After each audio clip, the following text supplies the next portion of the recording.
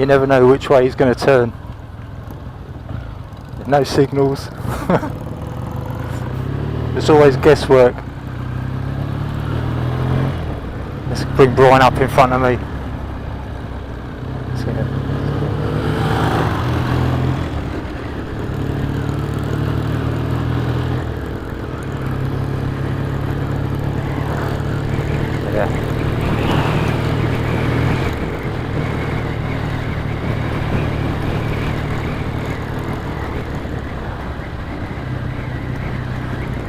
Which way is he going to go? He's going to go right.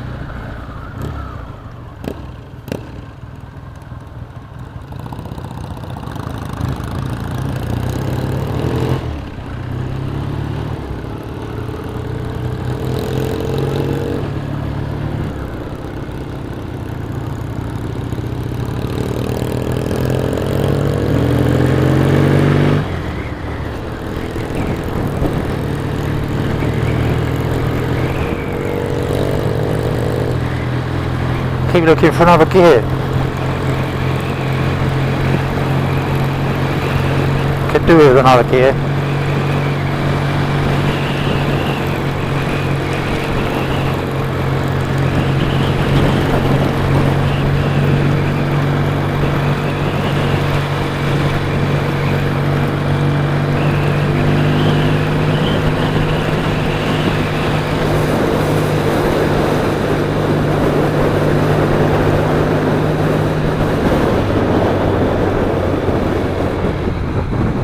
Normally have a ride through lanes and stuff, so I'm not sure where he's going to take us today. Jim's our leader. Wherever he goes, we follow. Follow those white trainers and those white socks.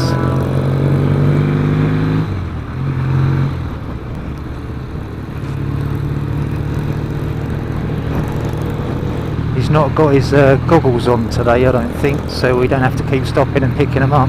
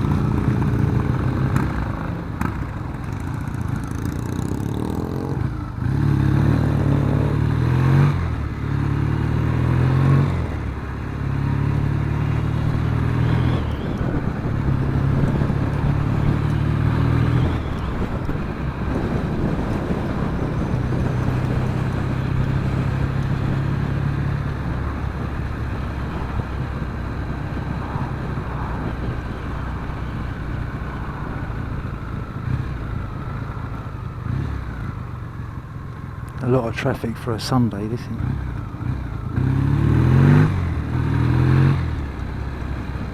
There's an old MG.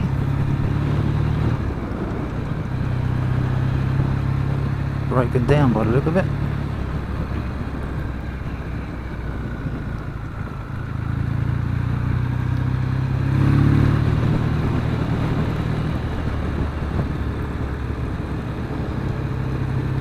Could be heading for Nebworth, around the countryside that way. Or is he going to turn right after the little roundabout?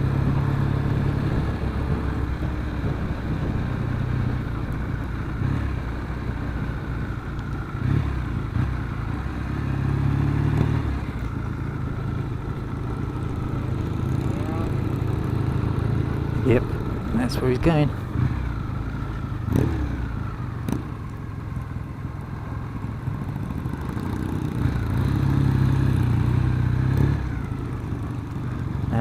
look at the English countryside.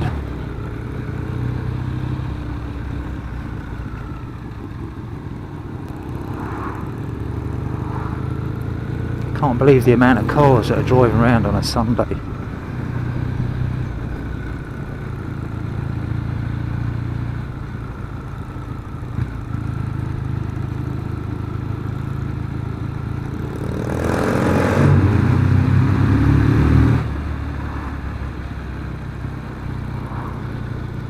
Opening the throttle, going through tunnels is a must, really, isn't it?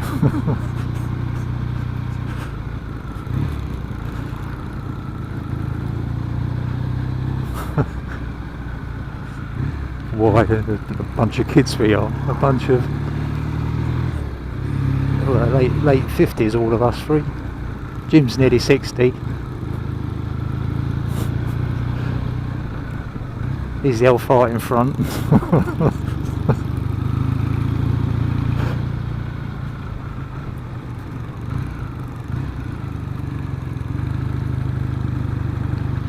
Yeah, I got Brian's bike wrong. I called it a 1981 T140E in my last video, but that is actually a 1980 T140D. So, there you go, Brian. Sorry for getting your bike wrong. He's had that bike from new. Looked after it himself. Pretty good going, really.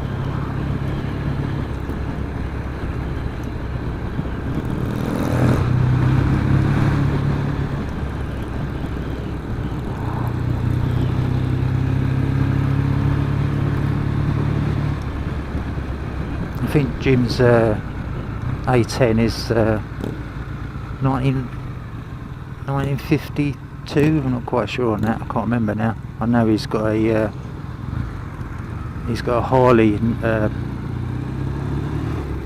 He's got a Harley chop, like, you know, like the Billy bike out of Easy Rider, and that's a 1942 engine he's got in there.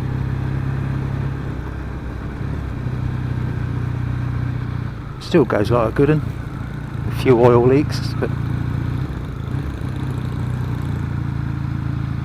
you'd expect that on a bike that age, I would have thought. 1942.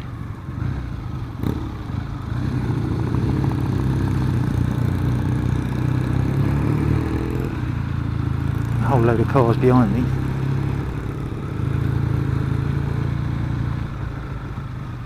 Jesus.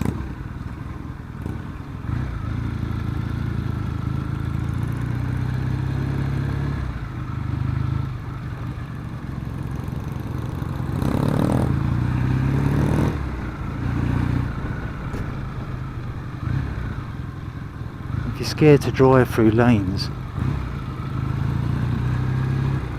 then don't drive through lanes. Car in front, every time she sees somebody, she slows down and pulls over. Here we go, look.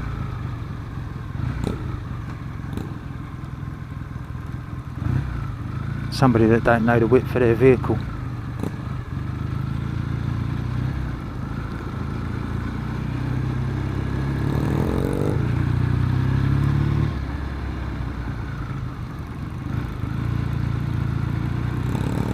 Nebworth Park Cricket Club. Okay, old Nebworth.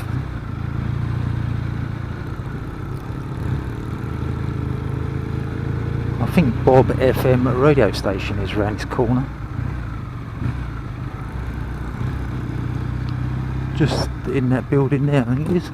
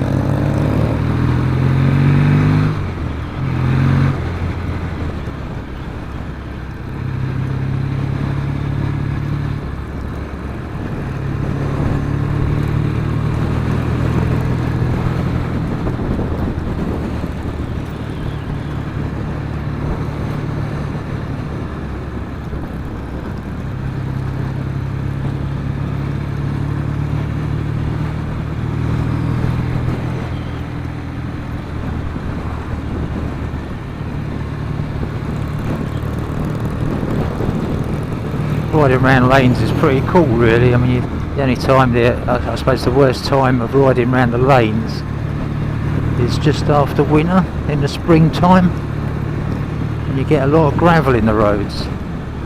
You know, from the rainy weather in the winter, it washes all the gravel down to the roads, and you have to avoid the little tracks of gravel.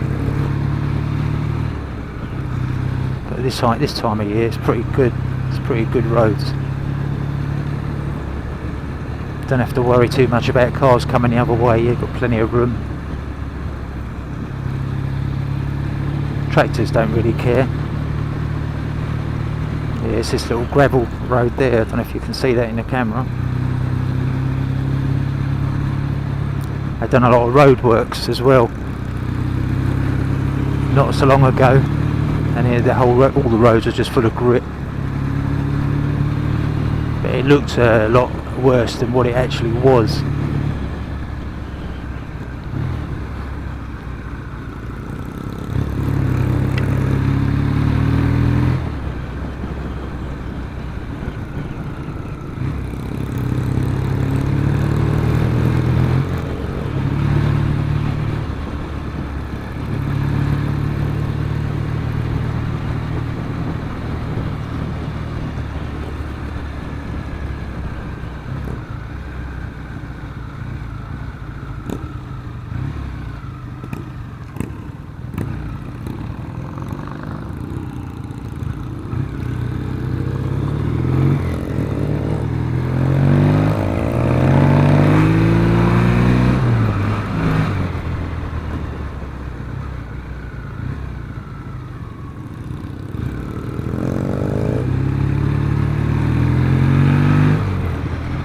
Unpredictable Jim.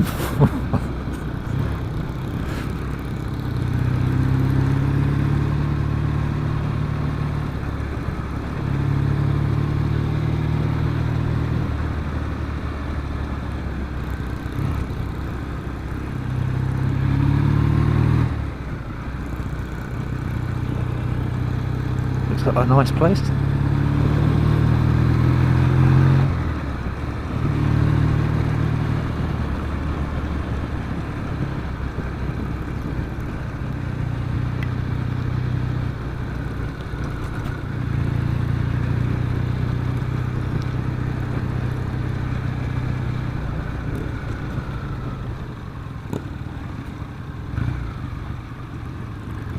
Brightness indicators look white rather than orange.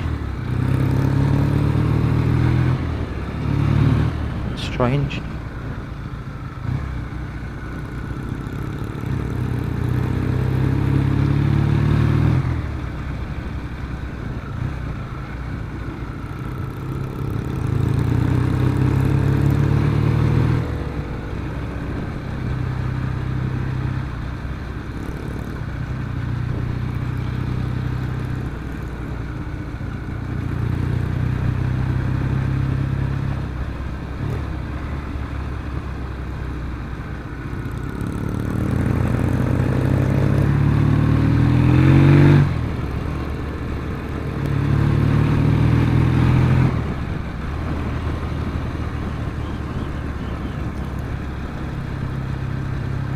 Lanes are getting thinner.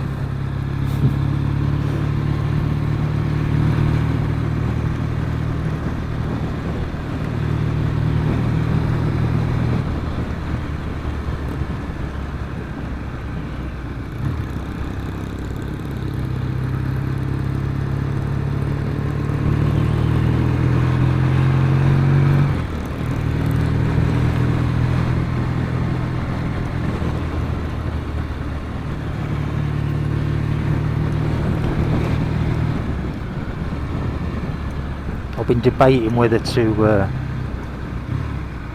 strip this engine in the winter to clean the sludge trap out. So I don't really know how much, or whether it'd be worth it. I mean, it's only done 14,000 miles. But if the chap that's had it before me, and it's only had one previous owner, if he's not looked after it like he should have done, Like on these Triumphs, every 1,000 miles you're supposed to give it an oil change, filter change, or clean the filter at least. But if he hasn't done that, then you know, who knows how bad that sludge trap is. So I'm debating whether to strip it apart this winter.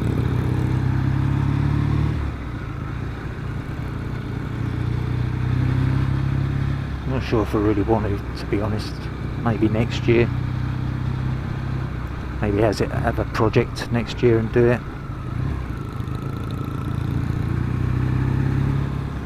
I want to put the original clutch it had in it was a 7-plate clutch as well. I took that out because that was slipping when I first got it. Nothing I can do with that. So rather than put a 7-plate clutch back in, I used the 6-plate clutch. And I think I'm going to probably put a 7-plate clutch back in. This, oh, I don't know really. Do I want to upgrade that or keep it authentic? The 6-plate clutch, it just takes a bit of getting used to, I think.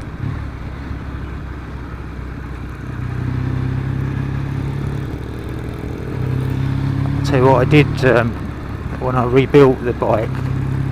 When I put the new clutch in, I used T120 springs rather than T140 springs. T120 springs are not as they're not as highly, you know, the tension in it is as great as the T140 springs. So the clutch is quite alright really. I mean, it doesn't slip. But yeah, I mean I even slackened the springs off a little bit, and the clutch at the moment feels pretty good. It's not too tight. So there's a tip for you, don't bother. If you see T120 springs, get them instead of the T140 springs.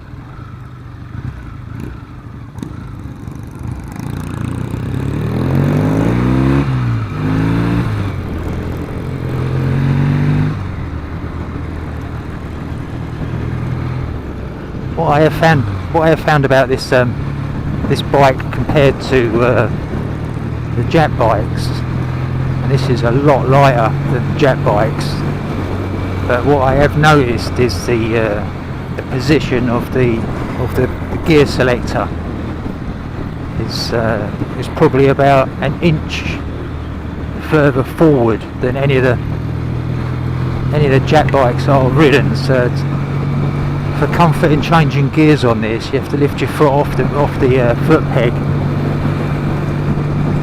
change gear, and you know, if you're changing up, and then put your foot back again. Unless you've got a size 15 feet, which I think this was built for a person with size 15 feet. Like that geezer out of Simpsons, what's his name? Sideshow Bob. Sideshow Bob had loved this bike. But I mean, I take a size 10 boot, and it's not that comfortable really.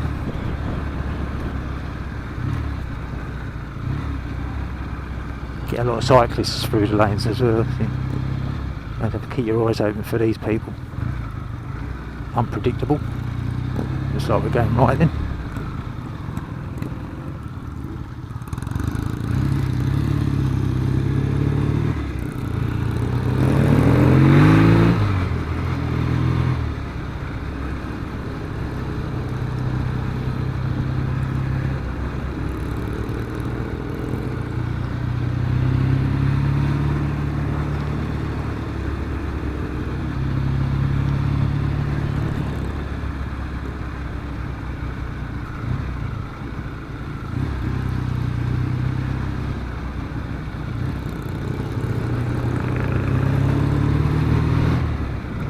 Didn't actually check the petrol when I come out.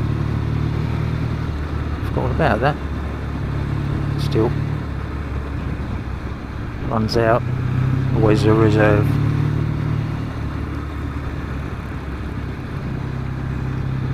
Look at that, he's indicating.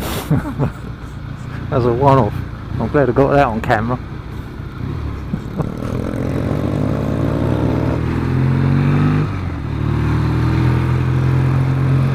This looks like the hill where Jim come up on his, it probably ain't, but it looks like the sort of like the steepness of the hill where he come up on his chop, and his fuel tap on his tank on his chop is about halfway up the tank, so when he's going uphill all the fuel sits at the bottom of the tank and he runs out of petrol.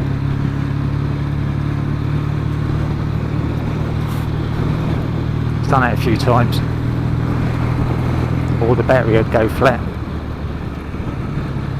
But that's Harley Electrics for you. Well, old Harley Electrics I should say.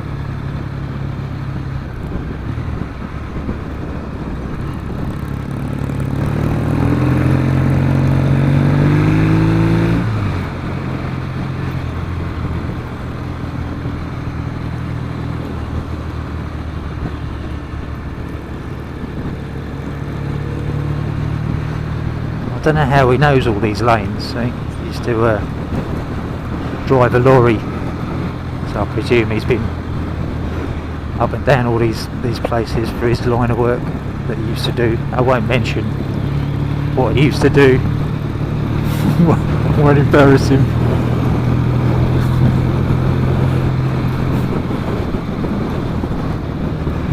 Well, there's not a lot of people that would want to do that kind of work that he done. Yeah, got to take me out for him.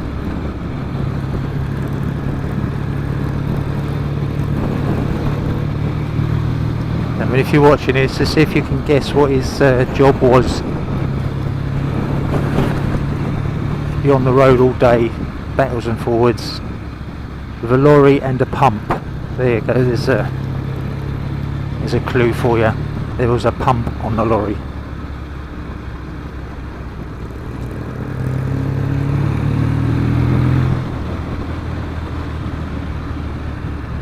He doesn't do that nowadays. Delivers office furniture.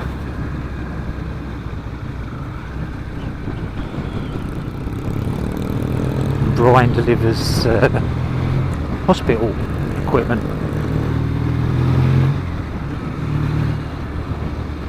I mean, that's all over the country. Drives all over the country delivering hospital equipment. You know, picking up old stuff, dropping off new stuff. As far as Northern Ireland. And that I think would bore me stupid. It's just to do that really. Don't know how he does it. He don't get phased with anything. He just goes on and on and on. Just drives, just get there, get back. Who cares what time it is?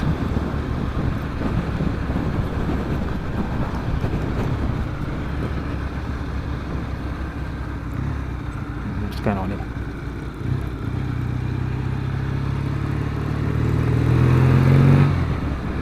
Kimpton, that's where we are. The village of Kimpton.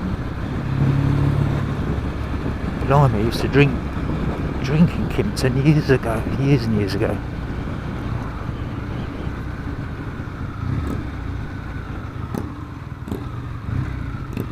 Farmers Market.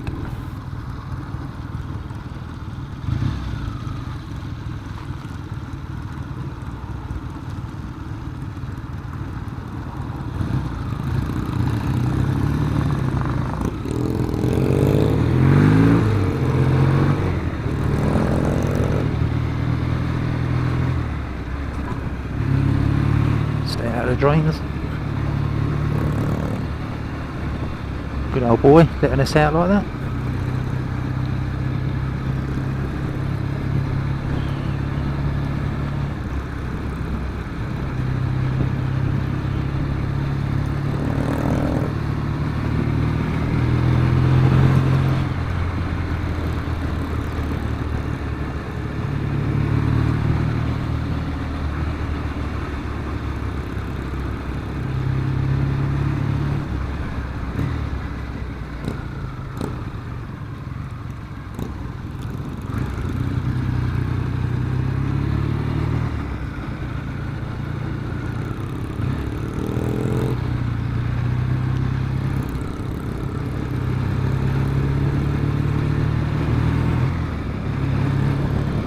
tell you, most bikers that you come across, 99% of them either nod or acknowledge you in one way or the other as they come past. But I mean, I don't want to get at Harley riders, but I've yet, in all my years of riding a British bike, to come across a Harley rider who I don't know nod or acknowledge me.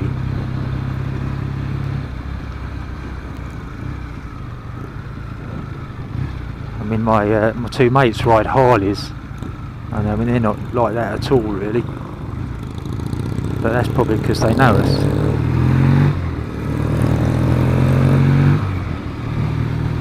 There was a time though when we was coming back from, God, where was it coming back from? Coming back from somewhere, where another mate of ours on a Triumph broke down,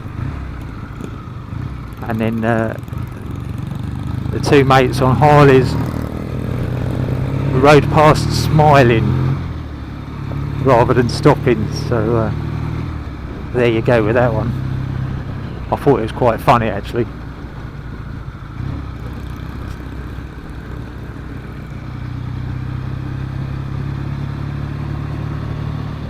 I don't think I would have rode past, to be honest. I think I would at least stop and had a chat even, do you know what I mean, rather than just carry on.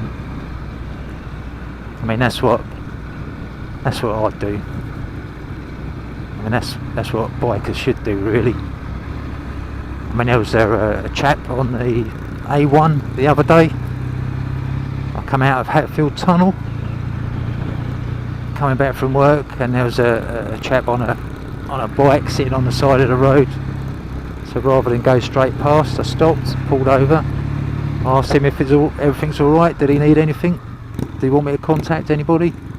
And he said he'd already phoned the AA to come out and pick him up, and he thanked me for stopping. So I just left him to it, had a little chat for 5 minutes, and then just left him to it. But you know, he might not have had a phone, he might have just run out of petrol.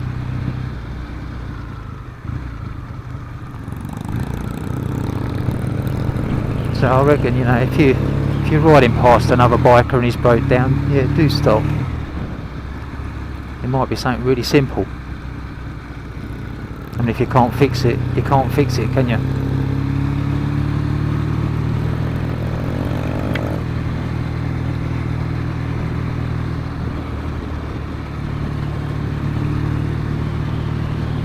Jim, the one at the front there, he's got a odd bod, we call it. It's like a hearse that we can put bikes in the back. If any of us break down, he'll just ride home, no matter how far you are. He'll just ride home, put his bike away, get odd bod out, and then come and pick you up. If I was to break down anywhere, or Brian was to break down anywhere, give Jim a shout, he'll come and pick you up.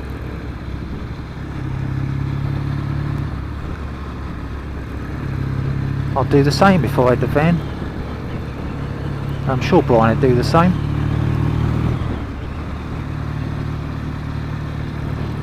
Don't want to leave a biker stranded, and you don't want to leave your bike there to go and get, you know what I mean, to go and get help or whatever. You know, you'd lose your bike, wouldn't you? Somebody would nick it.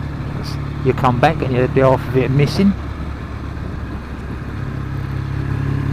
It's the trouble these days, especially in London. There's loads of kids running around on these stupid little scooters nicking other people's bikes.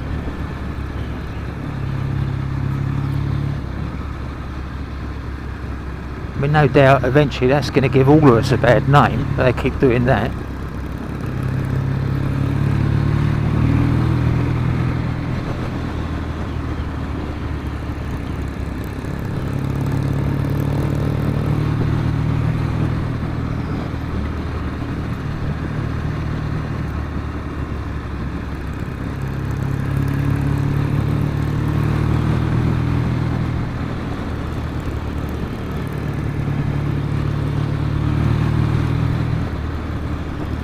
I've got no idea where we are now. If Jim was to say, you lead the way home,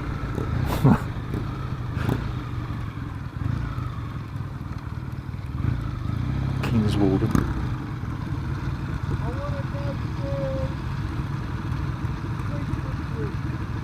Beechwood Green.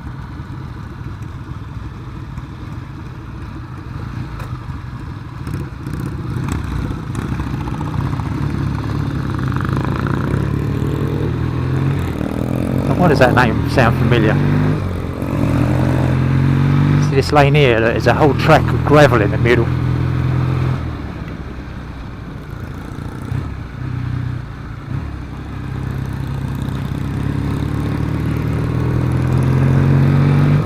This is where you want fast acting reactor light sunglasses. You know, come out of the sun and it's like, and you drive out into a shadowed lane.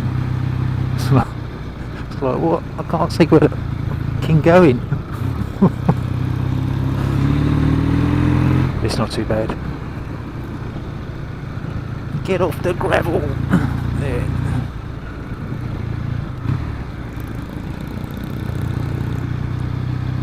Mate Pete, when he had his GS850, he made a bobber out of it, and the game we was following Jim was going through these lanes, and there was one sharp left corner, and it was pretty sharp, and I was right behind Pete. I think I was riding an XJ750 at the time.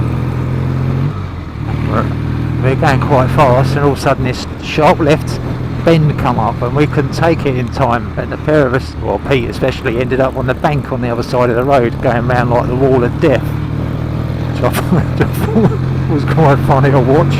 Good job there weren't no cars coming though. I forgot on it, but it was a little like a tiny little van, and Jim had already gone round it and disappeared. I think it was coming back from a bike share, I believe.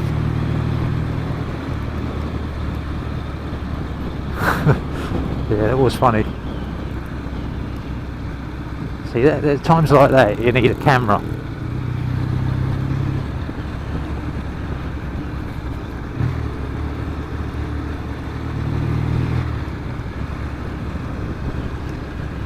It's a bit strange for me wearing a full face crash helmet on this on my bikes lately, because I normally wear a open face crash helmet. Yeah. I know, a plane landing though, isn't it? EasyJet plane coming down, just noticed. Yeah, I wonder if we're must be near the airport then, Luton Airport.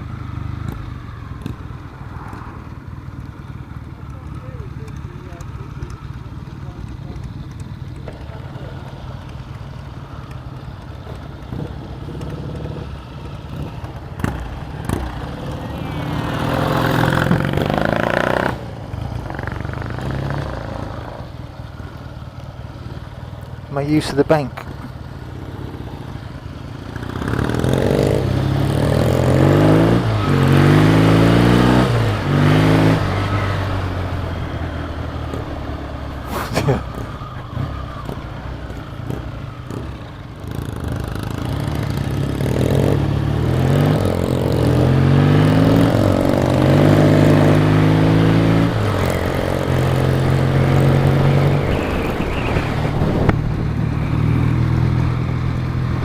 Don't know if he's going to watch the old planes coming to land from somewhere. Be interesting.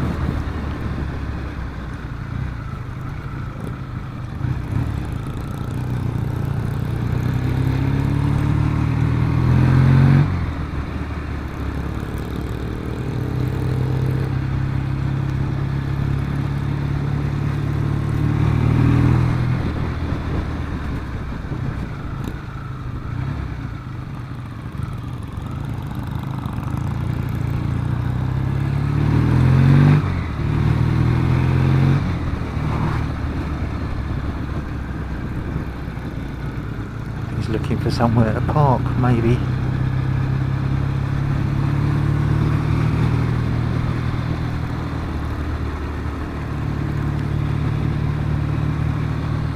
Yeah, I mean the crash helmet. There's a couple of crash helmets that I use for these when I'm riding these bikes. Is the Built Well Bonanza and the LS2. I find both of them crash helmets are pretty comfortable, and good on soundproofing. The LS2 probably better than the Biltwell, but they're both comfortable crash helmets. Definitely recommend any of them. This full face crash helmet I've got on at the moment is just a cheapy nasty lid that I generally use in the winter,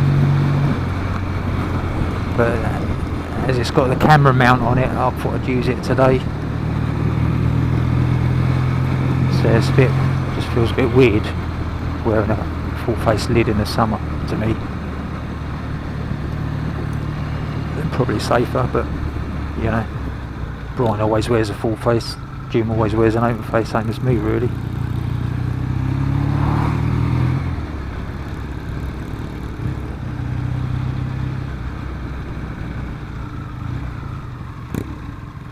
He's lost.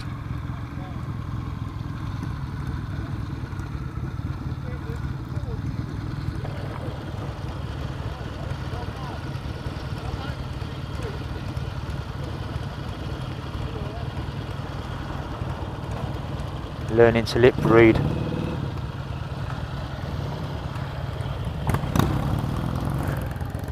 Make use.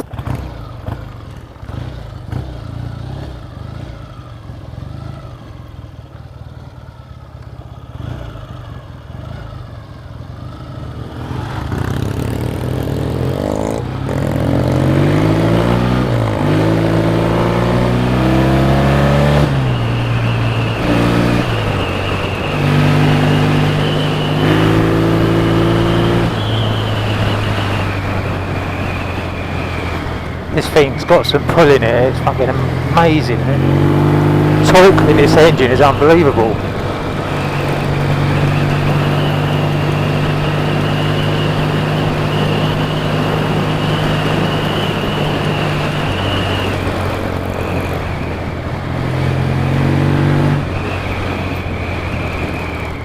Just gives this almighty roar and off you go.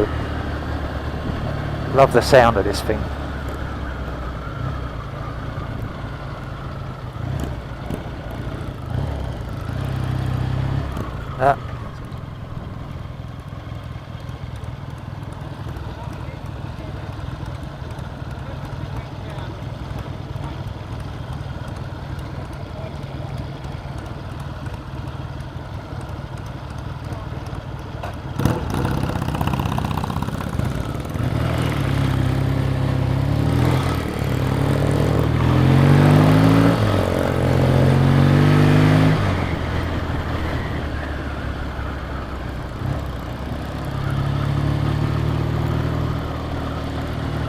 Yeah, maybe he's looking for the airport.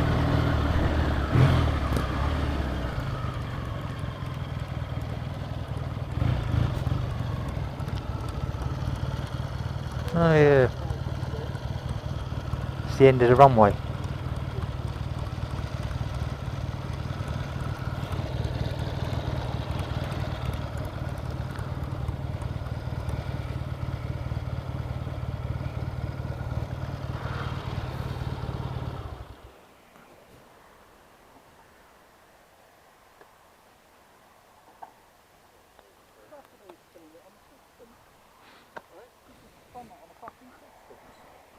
Stop swearing.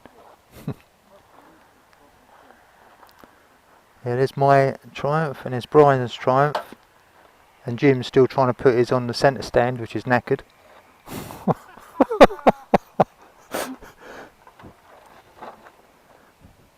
Do you want some bricks, Jim?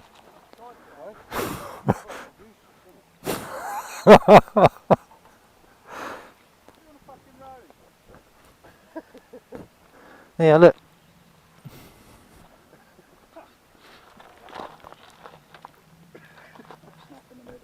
Will that roll off? No, you're alright. I need a wing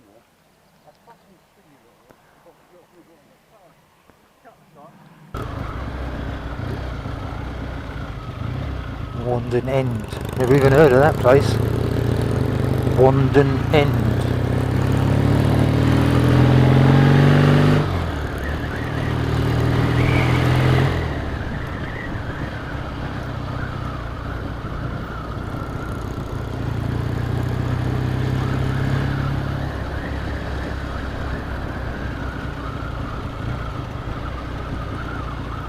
I see you wanted to get up here.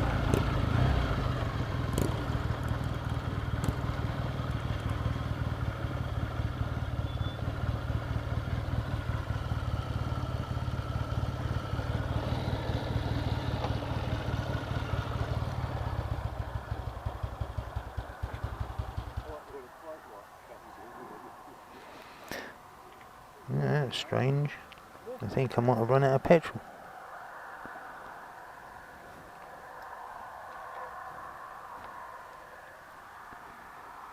No.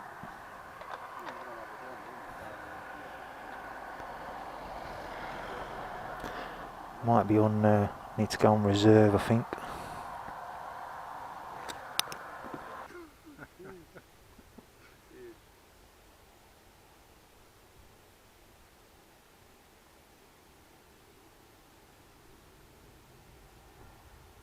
what you need on this camera, a couple of little sights, like having a gun.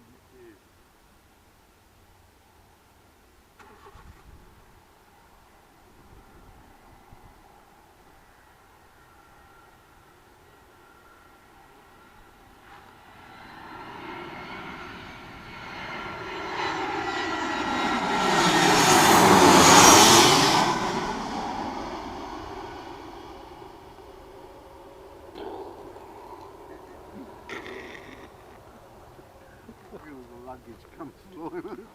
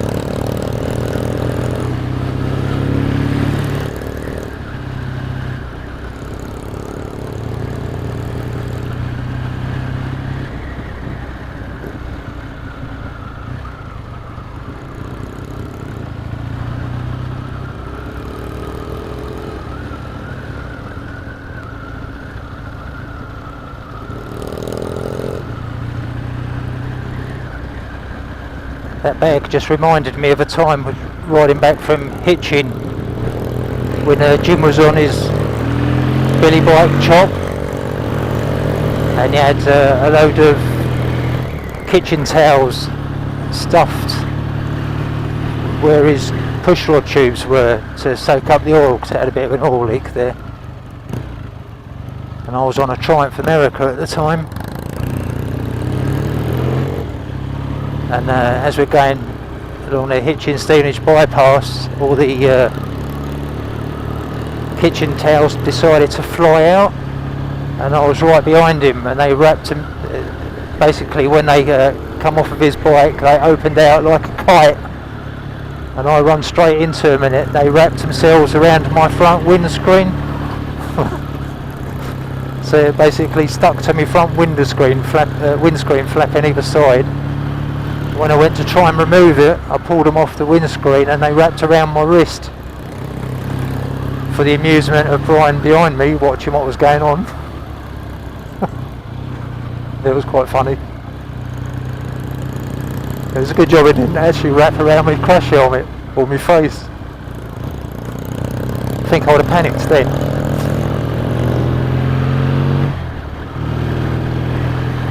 But that was quite amusing to everybody when we stopped. I had a nice oily windscreen I had to clean off.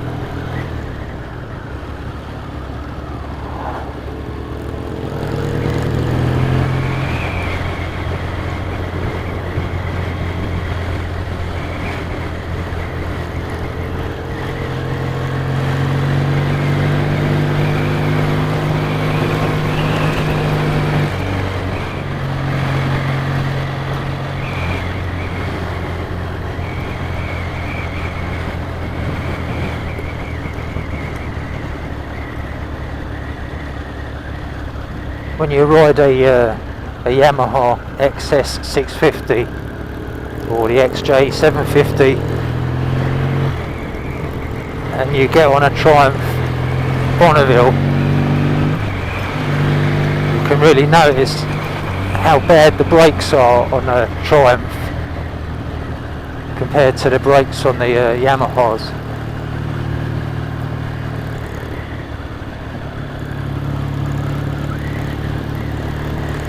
It's a bit like my on my chop. I've got a Harley front end on that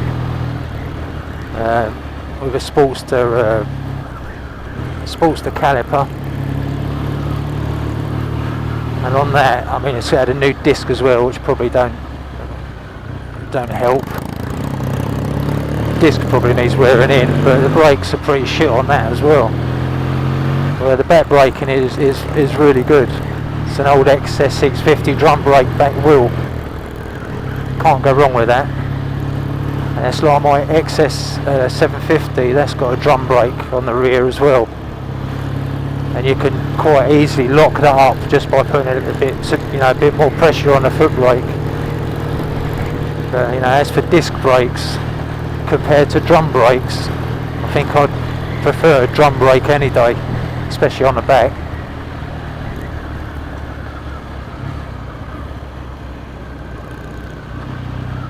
To be honest, I mainly use the front brake anyway. I think I only use the rear brake on any bike in extreme circumstances, so I always really rely on the front brake. The same as Jim, really, he just uses the front brake a lot. That's probably why you don't see his brake light come on so much, because there's no a bike that old has got no front brake switch.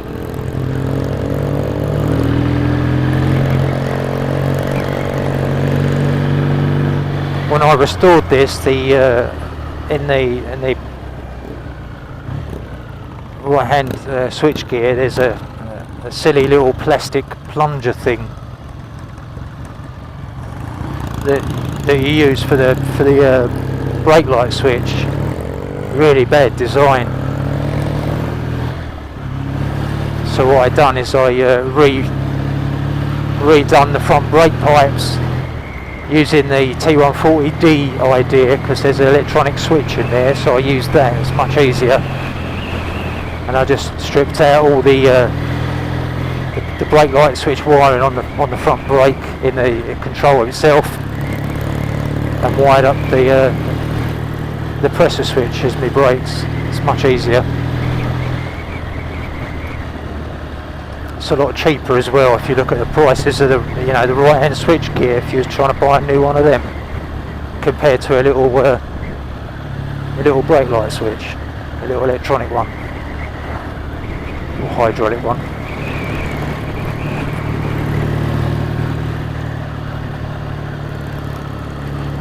Took a bit of working out though which brake pipes I needed, and just had to bend a couple here and there, but it all went together in the end. Always works out okay in the end.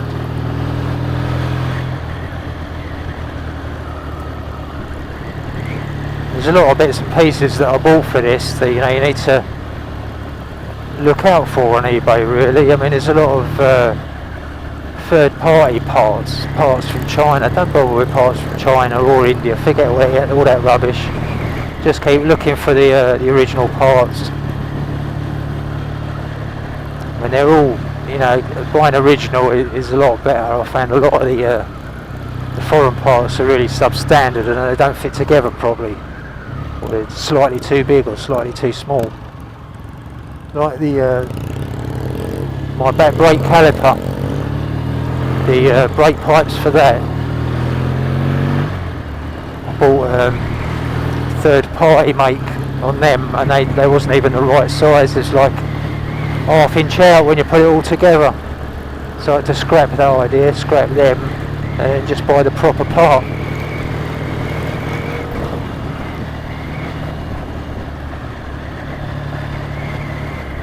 Right, goes well though. Everything works on it now. Quite happy with it.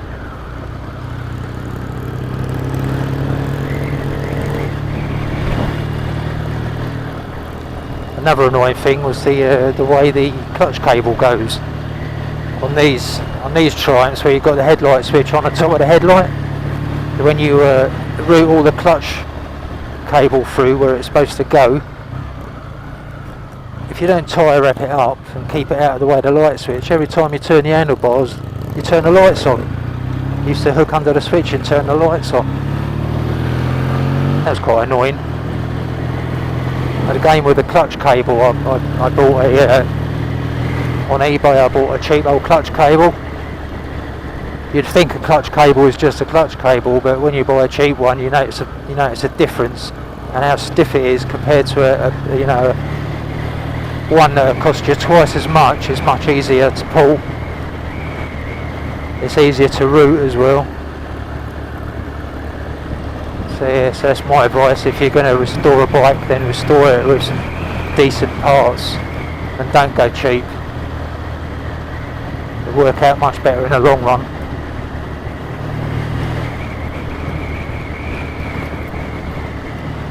I wanted to try and keep this as standard as possible, and actually bought the cigar silencers for it. The proper Triumph cigar shaped silencers for it. But it sounded alright with them on, but the only annoyance with that is the noise of the airbox. When you open your throttle, you can hear the droning of the air going through the airbox rather than the exhausts, and that was really annoying. So I put these pea shooters on, and that covers up all that droning noise from the airbox. Much better. I was talking to Jim and Brian earlier on. I was looking at another set of pipes that come off a BSA. I'm not quite sure what they're called. I think they're about 70 to 80 quid each. And I saw a bike on Triumph on YouTube, and they absolutely sounded amazing. So I'm already thinking about changing these silencers. They look quite good as well. If I can find the video, I'll post it in a link. I'll post it in the description. Post a link in the description.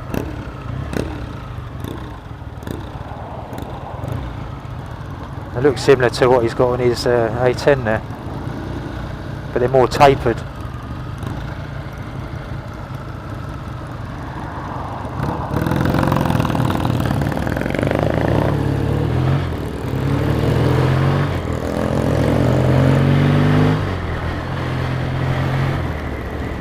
These pea shooters are alright, they're quite loud and raspy. But I think I'm looking for more of a deeper tone.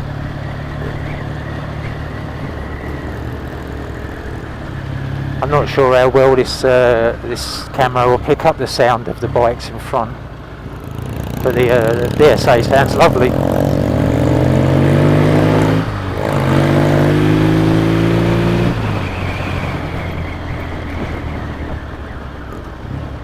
What's he doing?